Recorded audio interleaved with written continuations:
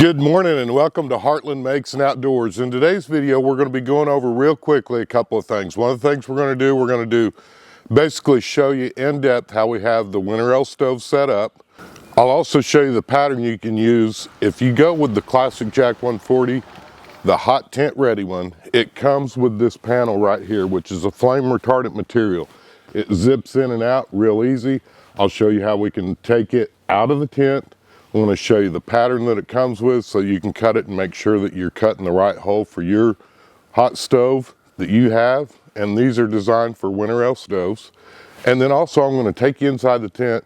This has been the mock setup pre-camping trip that we're doing so that we could season the tent, spray it for bugs, get it ready so that I don't want spiders in my tent. I don't want fleas, ticks, any of that. So I'm going to show you what we use to treat the tent as well.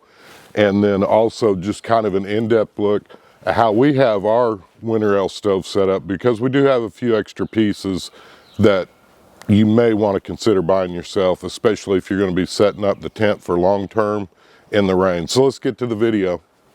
We'll start right here. Again, this panel comes with the Classic Jack 140 hot tent ready. This flashing is made by Winterwell. It's really nice design. It is something that you're going to have to buy because it does not come with this. And that's like an extra 40, 50 bucks or whatever. You can order through Winterwell. You can also order it on Amazon, but it doesn't matter. It's not a prime delivery, so you're still going to be waiting the 3 or 4 or 5 days if you ordered from Winterwell. So I would almost say going to Winterwell. The next thing that you're going to need is this cable right here. And it's going to be really tough to see. But as you can see, this is a cable. Again, Winterwell sells this part, and it works just like your tent stakes or your tent poles. This little bar right here is a tensioner. So you just bring this up, hook that S hook on there, and then kind of gently lift up on your stovepipe, tighten that up. And that just goes up here to the top spring bar. You just need it on one side or the other, and I'll show that to you up here. Again, it's going to be difficult to see with this camera. The next couple pieces that you may or may not have is going to be these 45-degree elbows. And if you can see, this cable that I just showed you attaches to the top of your tent, and then it just kind of loops around to this 45-degree pipe. You're going to need 2 of these 45 degrees, one just above the stove and one on this outside. All right, guys, that cable comes in a little plastic bag, and I'm going to tell you, just for me, and I know how I am, put your cable back in that plastic bag, because I promise you this tiny little cable, you drop it off in the sand, you may not find it, kick leaves over it, whatever else. It'd be a lot easier to find in the dirt if you got it in the plastic bag. So the next thing we're going to do, again, this is a real simple process because all these pipes from Winterwell fit nicely. We're going to take this top piece off. And these 2 pipes here come with the stove. I think it comes with 4 or 5 pieces. I don't remember. You'll have to look and see. But they just come apart real easy. And then one of the next things I'm going to show you that we purchased additionally was with this spark arrestor from Winterwell. I've got this rain cover. This rain cover is an additional piece, and as you can see, this spark arrestor is real nice. But I could see how if it was raining like crazy, you could end up getting water down your flue, potentially snuffing your fire out if it got a bunch of water down in there. But this just goes on real easy. As you can see, it's got these little bars, connects, and then this is just kind of a wing nut deal, and you can tighten them up. Next thing I want to show you is how I've got this tied down. This comes with these 3 little clips in the spark arrestor. 3 little clips that come on the top of your spark arrestor. They come with it, and they're built into the system. Now, as you can see, I've got these tied with paracord. If you were concerned about fire or these paracords melting, what I would say is maybe look at some of those steel leaders they make for fishing, for like the saltwater fish that could potentially bite through your line or whatever. Just get some of those steel leaders about 1 foot long. That may ease your mind. I'm going to tell you, I've been using this stove for over a year now with this paracord. As you can see, it's not it's not burn up, because it's holding it far enough away from the smoke. The heat and everything's coming up out the top here. Next up, when I get ready to pack this up, all I do is I just start rolling this up like this, guys, and it keeps all your cords from getting it tangled up in a mess. Now, the part of this process to keep your cords separated is when you get ready to unroll this, unroll it just like we're rolling it up. Otherwise, all these cords are going to be twisted up in a knot. But as you can see, I've been doing this. Again, I've had this stove over a year now, and I couldn't be happier. And this is how I always use these little tie-outs, and that's what we use to stabilize the chimney from the wind and rain and whatever, keep it from flopping around. Next up, the one thing that we want to talk about, we've already talked about the cable that you use to stabilize the elbow. The two pieces that you're going to have to buy from Winterwell to make this work is you're going to need 2 of these 45s. Again, friction fit, they fit nicely. This is good pipe, and you can tell it's built to last as well. We'll talk about this piece once we get inside, but I'm fixing to take you inside the tent. Again, you're going to need 2 of these 45s for this to work correctly with the Classic Jack 140. All right, guys, let's go on inside the tent, and I'll show you how the stove is once we get in here. Okay, now that we're inside the tent, we'll go over this real quickly. If you see that mat down there, that's a fireproof mat. That is not a Winterwell. The one from Winterwell that was affordable is actually out of stock right now, so I picked up this one off of Amazon, and I want to show you one thing that I did wrong. Back here towards the back, I've got this space back here that's about, it's about 10 inches. And right here in the front, I've only got roughly 4 inches. So when I get ready to set this up at deer camp, I'm going to bring this piece right here as far forward as I can, which would give me a little over 1 foot.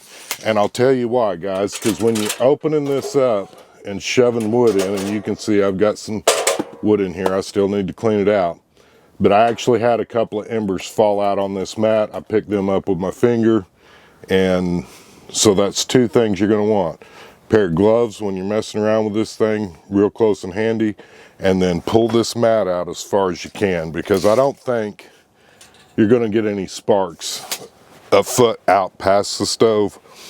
But that's something that you're going to need or want to get, is a fireproof mat to set your stove on. Again, that's another little additional charge, but it's going to protect your floor, keep you from burning a hole in it. Luckily, I don't have a hole here from where that dropped. This stuff is really thick floor material. But I will say I spit on it real quick, and I picked up that coal and threw it back up in there.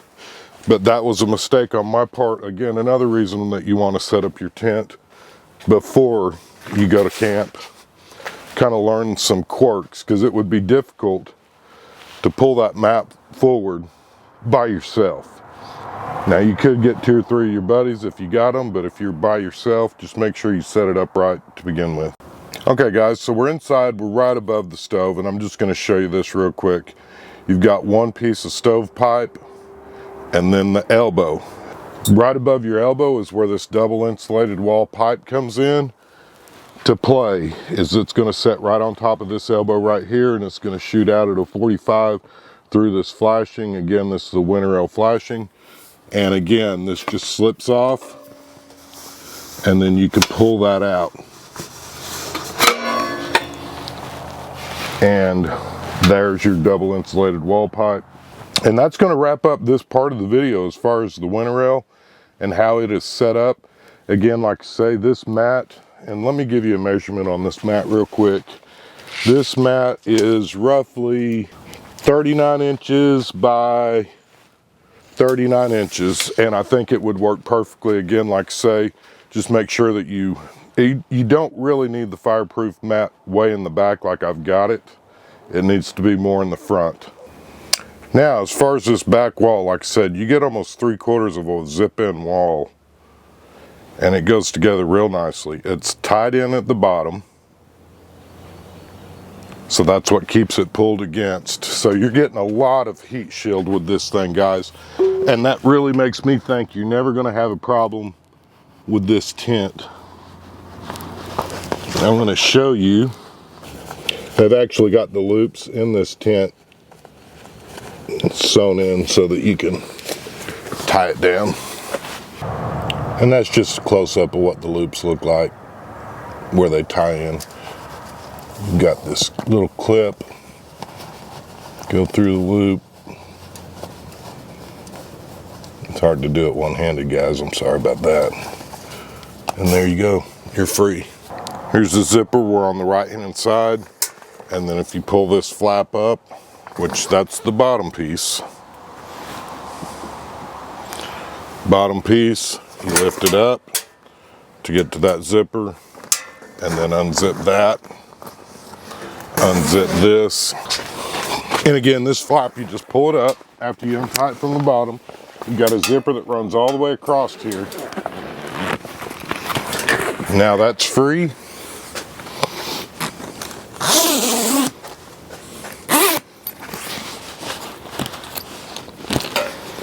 And this whole wall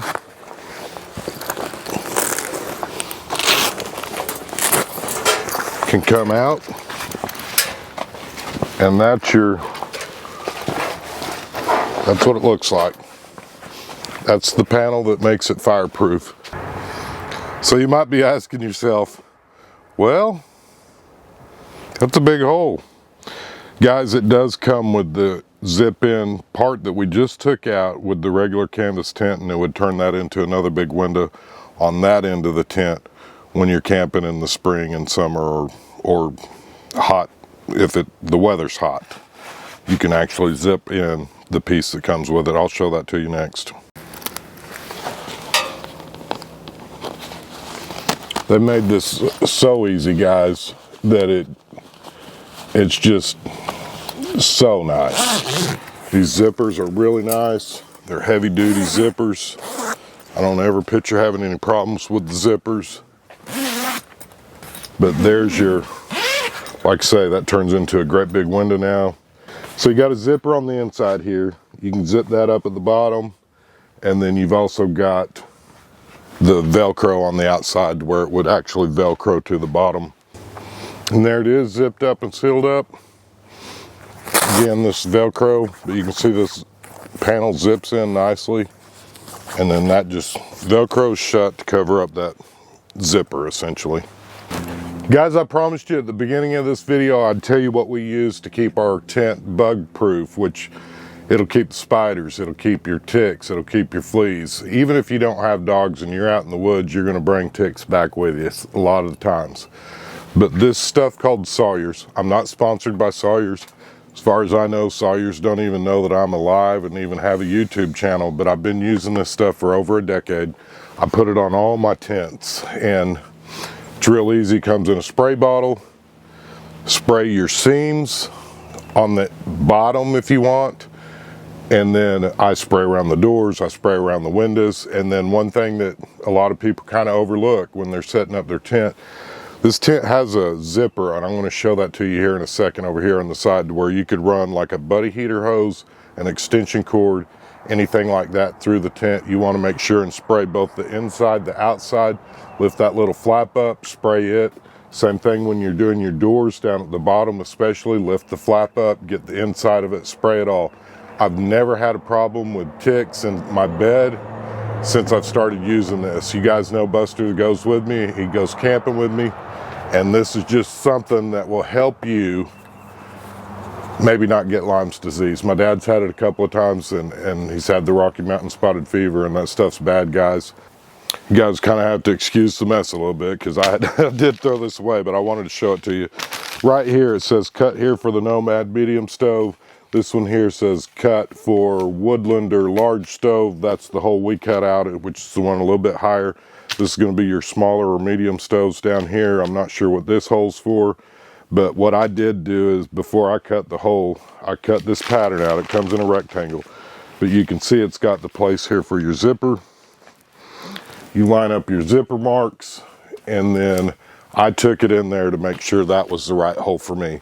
I took it in there just to make sure, because mine's not actually the Woodlander, but it is a large stove, and I don't remember the name of it. I'll try to put it in there. But again, guys, this is real simple. Just use you a cutting board. If you don't have a big fancy cutting mat because you don't do leather work, I understand. All you need is a box knife. And then I did use just a regular, and this is your cheap junky punch that you can get from Harbor Freight. This isn't even a good leather punch. This is just cheap junky. The one thing I will say, if you noticed, I did use the cutting board from inside the house. That was probably bad on my part. I don't know that there's any fiberglass or what kind of material this is made out of to make it fireproof or fire retardant or fire resistant. But I'm going to retire this to the shop. I'm not going to use that cutting board in the house anymore. Just food for thought. I cut the paper pattern out first with a pair, same thing, the box knife. I laid it on, I put my material down, put the template on, marked it with a pencil, then I removed the plastic, put the flashing ring right over the top, and used the flashing ring as a cutting gauge guide to cut that circle out. Again, guys, I hope you've enjoyed this video. And again, this is something that you can set up and do in your backyard. You don't have to make a long trip. If you do want to go camping, I'll say this tent comes from the factory. So nice. I would not be afraid to take it out on a weekend camping trip. You could actually take you a little garden hose if you're camping at like a state park somewhere where they actually have water. Take you a garden hose and season it yourself if you know it's going to be a nice weekend. Just take yourself a garden hose and you can spray it off and just make a fun weekend of camping out of this. Guys, don't turn this into a chore. And if you did just get you a new Springbar or you're thinking about getting one, number one, congrats. You've got an awesome tent. I think it'll last for many decades to come. This will be a tent that I can pass down to the girls. It'll be a tent that they fight over to see who gets it. Again, we appreciate your likes, comments, and subscribes. May you have a blessed week, and let's get outside and make something happen.